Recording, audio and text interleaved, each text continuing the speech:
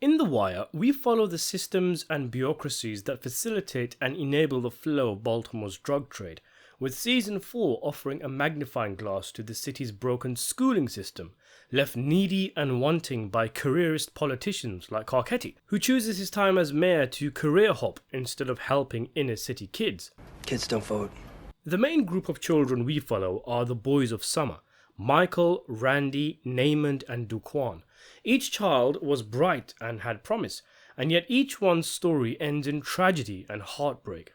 Well, all except Naymond, who by design was already the most well-off, the least likable, and yet was lucky enough to get the best ending, because he was helped by the system after acting out, whereas guys like Dukie get no special help because they're not as noticeable. But that's part of the point. On the inner streets of Baltimore, for these kids, luck plays a huge part in who thrives, who makes it out, who survives. Deserve's got nothing to do with it. My particular favourite from among the kids was Randy, but I have made a video on him and a video on Naymond, and today I wanted to talk a little about Duquan and Michael.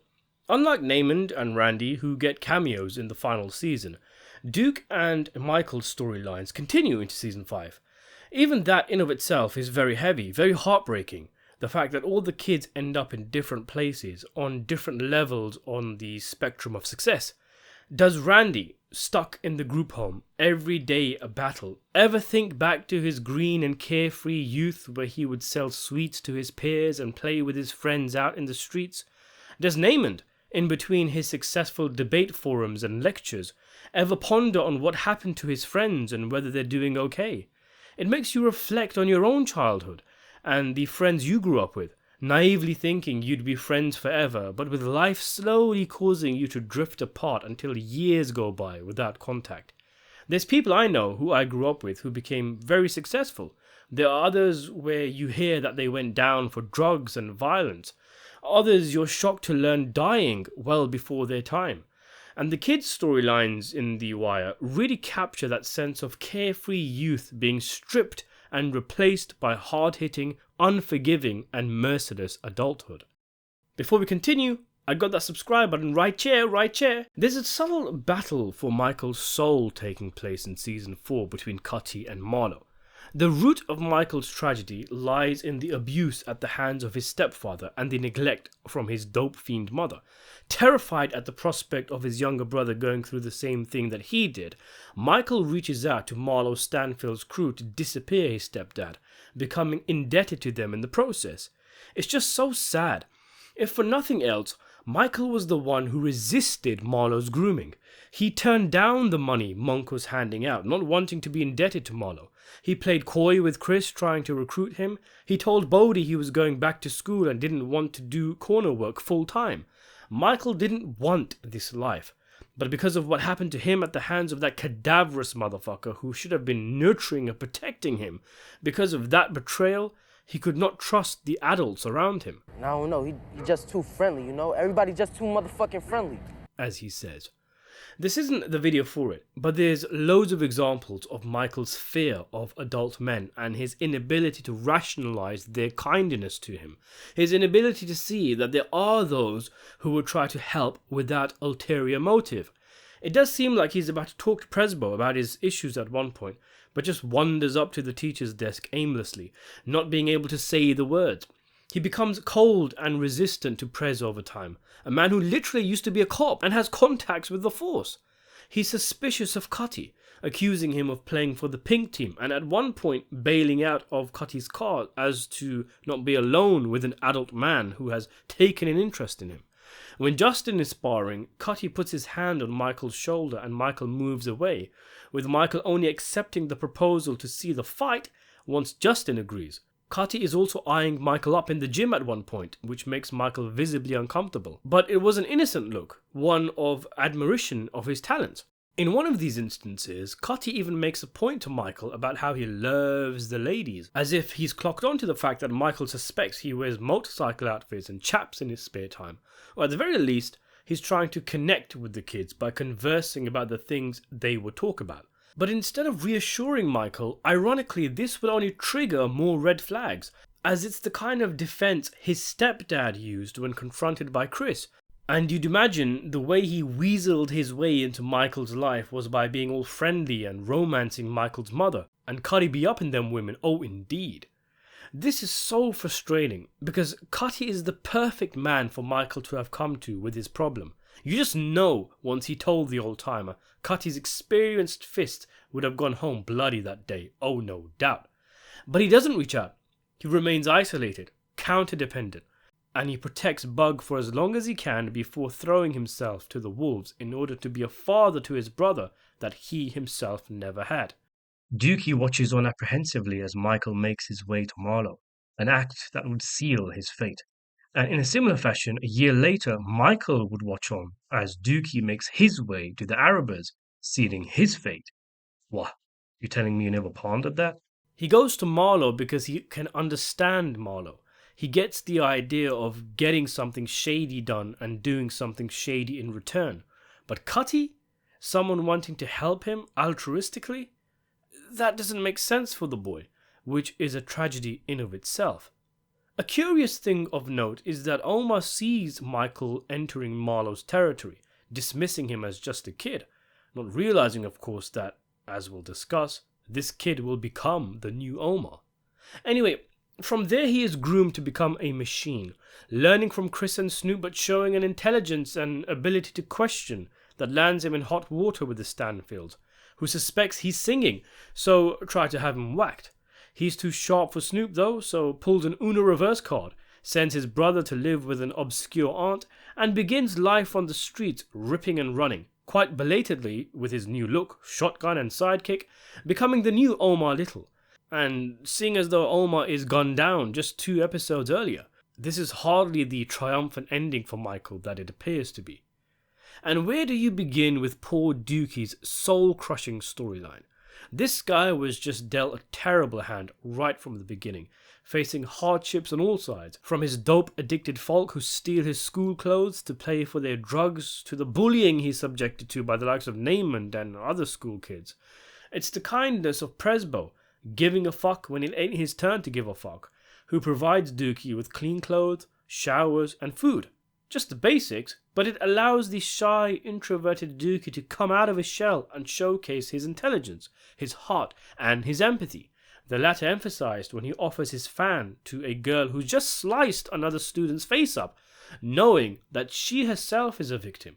But Duke's destiny is heartbreak. Heartbreak after heartbreak, and when he is socially promoted to high school, having lost his support network in the process, i.e. Prez and his friends, he just can't do it.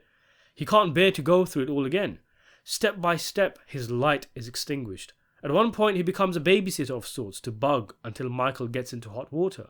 He tries working a corner. He tries his hand at fighting, but as Cuddy and Michael both realize, he just doesn't have it in him. He even tries to get a job at Poot Locker, but shit. Poot tells him he needs to bang out on the corner a couple of years and come back later. He just doesn't have a place in all this noise around him. He's left behind by everyone, so falls in with the Arabers and their dope. You get a real sense of Duke just giving up, just being tired and losing hope as the show goes on, resigning himself to disappear into the system and accepting whatever is thrown at him. Somewhere along the line, he needed that olive branch, that lucky break that Naymond got with Colvin, but none came. Again, Dukie didn't want this life. He wants out. He asks Cuddy, but even Cuddy says he doesn't know. One small thing I'd like to mention, a bit of a sidestep, but it does appear to me that Cuddy jumped the gun with Dukie. He was quick to abandon him. It doesn't really make sense. I mean, couldn't he have tried him out for a few more days instead of instantly saying he's not right for the gym, or put him into contact with people at the church? He says no one gets into the ring until they're trained, yet Dukie just walked in and was shoved right into the ring. Cuddy himself got help from the likes of Avon, the deacon, Marla, and the landscaping guy, and he can't do a little for Dukie? It seems like a little bit of a contrived method of giving Cuddy an epilogue to his story. Although, to be fair, they had less episodes in Season 5, so perhaps if the season had the full 13 episodes, they could have delved deeper into Dukie and Cuddy, but weren't able to. And also, if I remember correctly, Duke went to the gym to specifically harden up for the corner, not to look for a way out. Plus, Cuddy's great, but he's no saint. As Donnelly tells Prez, you do your bit with the kids and move on. And Cuddy's knowledge is limited. What he says to Duke is sound advice, that learning to fight won't save you from street violence. And if you aren't built for the streets, then you get out. How? Well, that's beyond Cuddy's pay grade. He doesn't need to put himself out just for one kid. After all, the last time he did that, he got shot in the leg. Even sadder than Dukie's hopeless final scene of shooting up is when he visits Prez and asks for money for drugs, having transformed into a desperate dope fiend. It's so difficult to watch. Prez knows he's lying. Teacher loves his black ass, but Duke is acutely aware he is betraying the last person who is willing to look out for him. But the game is the game, and Dukie has found his place on the chessboard. They both know the score but keep up the act for the friendship they once had but is now officially being terminated. It's atypical of a fiend to know he is betraying those closest to him, to have that pain in addition to his addiction. That's how they do. But the craving is so strong they'll sell anything for that next high, and it's devastating to see that Duke has entered that path, the path trailed and made rugged by the likes of Bubbles. Dukie is doing to Prez what Bubbles will have done to his sister, who we're told found him stealing her stuff and selling it to school, who ostracized himself from those around him, even his own child, and yet Bubbles always wanted to stop but constantly relapsed. One could argue there is a glimmer of hope in Dukie's storyline, and that glimmer is only there because of Bubbles. In the show's attempts to highlight the endless cycle of destitution brought on by inept systems, it makes its point by essentially having characters turn into other characters, the most in-your-face example, of course, being Michael turning into Omar. As well as making the point that nothing ultimately changes, it's a fascinating narrative technique that essentially acts as origin stories and ending stories for characters of The Wire. I feel The Wire had the Michael Omar one be so blatant to act as an example, and it wants you to think about what other younger characters will turn into established characters. The idealistic Carcetti turning into the careerist Royce perhaps, Sidno becoming a less toxic version of McNutty, Carver a new Daniels, Naymond the new Clay Davis, Downtown Clay Davis, Kennard a new Marlowe maybe? And if that's the case, then the immediate character that comes to mind for Dukie is Bubbles, everyone's favourite dope fiend with a heart, who eventually, after 5 seasons of pain, climbed those stairs and joined his sister and niece. He's clean, he's out. And not only that, but he's helping others, doing charity work and allowing his story to be published to inspire others. And if Bubbles can make it out, if there's hope for him, then there's hope for Dukie. That being said, the cycle thing is more of a point to show that history repeats itself and ultimately nothing really changes. Only a few characters here and there being able to escape the trappings of their lives. The show isn't really saying this character will turn into this character. In fact, there's a lot of differences between Bubbles and Dukie. It's implied that Bubs came from a stable background, but his life collapsed completely of his own making after he started shooting up. He often blames himself, and his sister is well off, meaning he might have been too had he not gotten into drugs. He had a son and a job at an electronics store, and he comes off as educated to an extent. In fact, Gary McCullough, who Bubbles is allegedly based off, had a bachelor's degree before he became an addict. Plus, Bubs had plenty of street smarts. This is light years away from Dukie's situation and environment, an unassuming, quiet boy who sought mentorship and structure but was rejected everywhere he turned. Bubbles getting clean is an exception to the norm. So the stark, realistic likelihood, as ugly and horrifying as it sounds, is that Dukie will just decay away, lost to the system like thousands of good kids who were hammered down by their environment, and he might just be dead in a few years from an OD or from a misguided robbery attempt. And he didn't have a sister to reach out to. The reality is that it's over for him. Even Bubbles could easily relapse after the show. And even if Dukie followed his path, he's still in for years of pain if he is going to end up being Bubbles and making a recovery. And just Taking a step back, every one of the random Barksdale goons that Omar mows down, that Chris and Snoop put in a vacant, that was in the background of a prison scene, or that was getting beaten on by the cops, that was a Randy at one point, a Naymond, a Michael, or a Dukie. Think to early season 1 when Bowie treats the fiends like trash and they come off as uncouth, pathetic creatures, wrestling each other for a few vials that he throws at the floor like he's making a dog fetch. One of those guys is Dukie now. That's his fate. These guys all have an element of tragedy in their backstory. We've only gotten a taste of a few. It's interesting that Dukie doesn't really get a proper dedicated storyline of his own like Nay and his being in the special class, Michael and his path to becoming a stick-up man, and Randy and his foster mum, whatever happened there. He's just there. He just exists in the background. Perhaps this is partially why he responds, "They give me work," when Michael asks him why he wants to be with the Arabers. They give him an identity, a purpose, visibility. Sticking with that scene, I always wondered whether Michael really didn't remember the piss balloons incident or whether he was faking it.